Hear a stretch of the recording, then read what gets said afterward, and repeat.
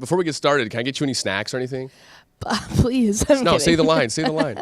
What's next? The song. It's okay. I'm okay. All right. And we're off Thank and you. running. Tate McRae. So Wow. good to see you. I feel slow. Oh my God. Just the glasses. Thank you for stopping by. Tate McRae, another Audacy check-in. My name is Brew, and how are you? Just going to rhyme the whole time. Yeah, I'm doing great. Just getting through the day. Absolutely. Another day, another hit song. It's so fun to watch your journey. What are you having the most fun with right now? Probably like creating like the world of my next whatever happens. I feel like all my next songs and all the music videos and the treatments, I love that part of it. Like it's one of my favorite parts. So it's been fun to start to carve that world out and see what it looks like. Totally. Well, Tate McRae is such a good name. Like, you got so lucky. Thank you. Did you ever like think of any stage name before you went out into the world as Tate McRae? I do think it's a good name. Like, it flows nice. I always hated like my first name because I was like, it's so hard to pronounce.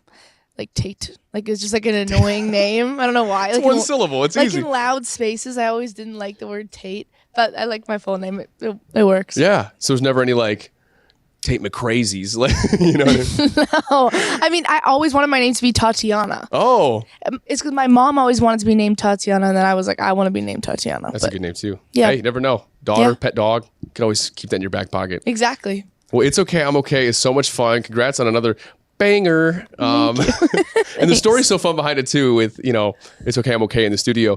Not eating, obviously, until you're done with the session. Is that more of a superstition or just something that you're like, I'm focused? More of like, I'm focused. Yeah. Like, just because you never know when you're going to like crack the song. Like, you're sitting there. Sometimes it can be like 9 hours before you crack like the best idea. Yeah. But yeah, we were just like sitting there. I'm like, I always need to leave with something, like a chorus or whatever. So like, I've been waiting all day, and then I was like, I'm good. Yeah. I can't eat yet. Is there any other rules in the studio in terms of like, is it do not disturb on the phone or any other processes? I mean, a lot of people treat like sessions like a yap fest. Like, so it's like me and Amy Allen, who's like an unbelievable songwriter. She did Greedy with me and she's done like majority of my album. And me and her have like the same thing. Like, we're like, everyone yaps around us and we're just like laser focused because we're like, we have to get this done before we can like yap. Yeah. Yeah. It's okay, I'm okay. Obviously, didn't make Think Later. Was that because it wasn't finished or it just didn't make the cut in general for Think Later?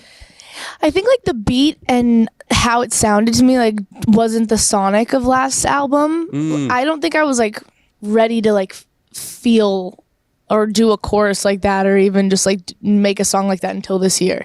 I was like waiting for that kind of beat. I needed to do the right video with it, the right performance with it. Yeah. Is it crazy to think Later came out in 2023? Like, even that number sounds crazy. No, this year has flown by like so fast, and it's even freaky that like Greedy's a year old now. Like, that feels like literally yesterday. That is nuts. I mean, and it's such a good group you found. Obviously, you like hit your flow in terms of who you work with and what your sounds like. How important was it to find that group and how different it was like from before and to now as you develop, your sound? Well, it's a really vulnerable process, like being in the studio, and the people around you affects your product like the most. I think what you want to share, because I'm a pretty like private person. Like, I usually walk in and I'll summarize everything into like 5 words. Like, I will not spill like my whole life. It's okay, I'm okay. It's okay, I'm okay. Like, I'm so not like that where I will just like completely open up to people. But if I get really comfortable, then I want to actually talk about the real stuff. So it just takes time to find those people that you gel with, and also like the production of it too. Like, you have to trust who you're in the room with and that they're going to make it sound like how you want it to. Totally.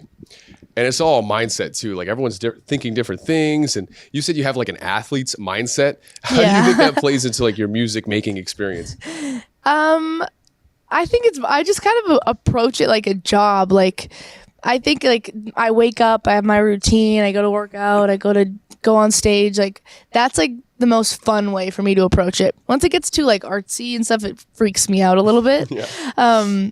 And I think it's because I was raised in a household where like sports and like competing and like, me and my brother like going at it was just like such a big thing. That's what I find like the most inspiring. Like, sometimes I'll watch like like LeBron James interviews, and I don't know why I find that like the most inspiring. Let's go write a song. No, yeah. like truly. Gets you pumped. It's like funny. It's like a different part of my brain that affects the creative part like even more. Totally. Which is hilarious. That's so true. I'll scroll on TikTok and I'll get like a motivation TikTok. I'm like, I'm right. I gotta get off this app and get to work. You know, like, it's seriously. so funny what gets you motivated. I know. I get those. Hey, you've been scrolling too long. You're like, you're right. I'm gonna change my life. I'm like, truly, I've been scrolling for 3 hours. I need to leave. Well, you're such a persona and like obviously a performer on stage. And I'm sure it like takes over a part of your mindset, like you're playing a character almost. Yeah. But does Tate come back into that body at all when you're performing? You're like, wow, I'm actually doing this. Or like, what am I gonna eat for dinner after? It's funny because there's like a few moments that my fans will catch like on stage where like in New Jersey, for example, like we had these disgusting massive bugs that were flying on stage and would land on us like while we were performing. And it was so freaky. Like, and so the entire show, I kept going like in and out of performance because I'd get like these bugs landing on me. Yeah. And there's just like so many moments on the tour this year where I would just like something would land on me, or I would see something, or I would get like distracted, and I like Snaps you out of it. totally snaps me out of it. And usually when I like cry too on stage or like get really emotional, it's because I snap out of my performer mode. I'm like, this is a really surreal, unbelievable thing that I'm doing. Like it's doing this is not normal feeling. Yeah. For sure. And speaking of Jersey, you are playing our We Can Survive concert. That's coming up in a week, and that show is all about supporting mental health. And look, being a pop star, that's like, it's hard. So what do you do when you need, like a mental health break? I actually the other day literally walked outside and sat in the grass because I was like, I need to realize that like, I think number one thing always is just like finding gratitude in every situation. Like if you're not happy or something's stressing you out, you have to look around and realize the things that you do have, and it takes you out of like a tiny bubble sometimes. Because I think it's like people, we just get into this flow of always wanting more and always wanting to like look for the next thing and compare, and sometimes you forget that like our life is very blessed. And I think whenever I like get into a spot where I get stuck, I always need to be like, okay, you need to step out of your head and realize that you're really lucky to be in the position that you're in and in the apartment that you're in. You have a good family, and I think that it always puts things into perspective for me. Yeah. And I like the grass part too, because sometimes nature is just like such a weird, like, You really do have to touch the grass get those sometimes. toes in the grass and you're like, I feel better. And realize that your phone isn't like a real thing. Yeah. That, Gotta have the grass is. yeah. You're gonna be on some different grass coming up too. Obviously we have New Jersey coming up, then you're off to Asia. How excited for that leg of the tour are you? I have been dying to go to Tokyo for so many years. So First time? it's my first time. Wow. What's I'm on like, the list? What's on the bucket list of things? yeah, it is bucket list. I'm like so excited to just look around and see the culture and just be there. Yeah. It's Yeah. gonna be a blast. Can't wait to see it. Try to make it out to one of those shows because I've never been to Japan either. Yeah, just travel like how many hours? Go see the tower, go visit Tate's show. It's all part of the experience. Yeah. So for It's Okay, I'm Okay, the music video, is it true you walked like 200 times in those heels? I mean, Something I like was that. probably exaggerating a bit when I said that. A but million times. I'm like, I walked. No, we did do that strut though. Like so many times in those heels. You have to. I mean, would you say that's one of your like most fun experience? I mean, that's not fun, but the whole music video looked like so much fun. Yeah. It's like your most fun music video you've done.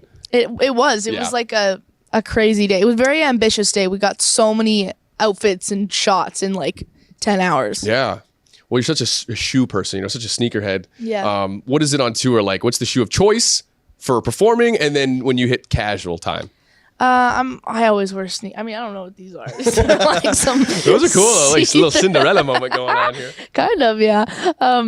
Yeah, I'm always wearing sneakers or like boots. Like I just can't rock a heel. Like, I mean, I could put it on, but I hate how they feel. Like it's so uncomfortable. Absolutely. Yeah. You take such pride in your songwriting, obviously, and you love country music, right? Yeah. What is it about country? Is it the songwriting? Is it like the storytelling, or is it just the twang? It's like storytelling, of course, but I think it's like as soon as the guitar like starts, 3 chords and the truth. it just it makes me feel like summer, like back home, like just reminds me of like my childhood. Oh my so gosh. I'm always just like it's a feeling. I have to be in the mode yeah. for country music. When Zach Brown Band comes on, I know it's summer. Yeah, of And you course. feel that in the car. Windows go down. It's like a reflex. I know. It's like you need to be in the right mode. With genres being so like fluid now, is that Yeah. something you'd ever want to explore? I feel like country Tate would be wild. You could do the posty You know, route. I actually would. I would want to do like a folk, like country thing at some point. Whole personality. Once I'm done with once I no longer want to dance. Then you could do the name change, Tate McRae or something like. Right.